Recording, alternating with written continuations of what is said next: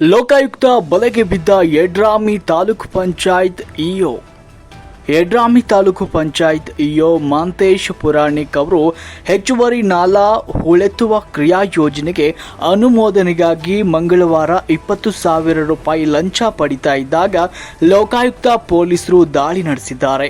ಹೆಚ್ಚುವರಿ ನಾಲಾ ಹೂಳೆತ್ತುವ ಕ್ರಿಯಾ ಯೋಜನೆ ಅನುಮೋದನೆ ಮಾಡಿಕೊಡಲು ವ್ಯಕ್ತಿಯೊಬ್ಬರಿಂದ ತಾಲೂಕು ಪಂಚಾಯತ್ ಇಒ ಒಬ್ಬರು ಲಂಚ ಪಡಿತಿದ್ದ ವೇಳೆ ಲೋಕಾಯುಕ್ತ ಅಧಿಕಾರಿಗಳ ಕೈಗೆ ರೆಡ್ ಹ್ಯಾಂಡ್ ಆಗಿ ಸಿಕ್ಕಿಬಿದ್ದಿರುವ ಘಟನೆ ಯಡ್ರಾಮಿ ತಾಲೂಕಿನ ಪಂಚಾಯಿತಿಯಲ್ಲಿ ನಡೆದಿದೆ.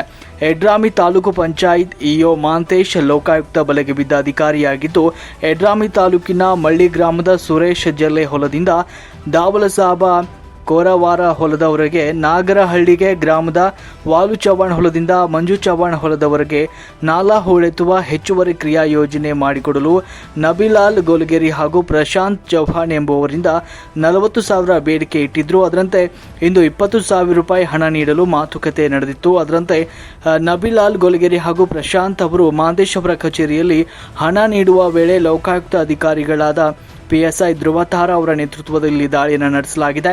ಈ ವೇಳೆ ಮಂಜುನಾಥ್ ಗಂಗಲ್, ಡಿಎಸ್ಪಿ ಹಾಗೂ ಲೋಕಾಯುಕ್ತ ಸಿಬ್ಬಂದಿಗಳು ಈ ಸಂದರ್ಭದಲ್ಲಿ ಉಪಸ್ಥಿತರಿದ್ದರು. ವರದಿ ರಾಹುಲ್ ನೆನವರ್, ಸುದ್ದಿ 9 ಟಿವಿ.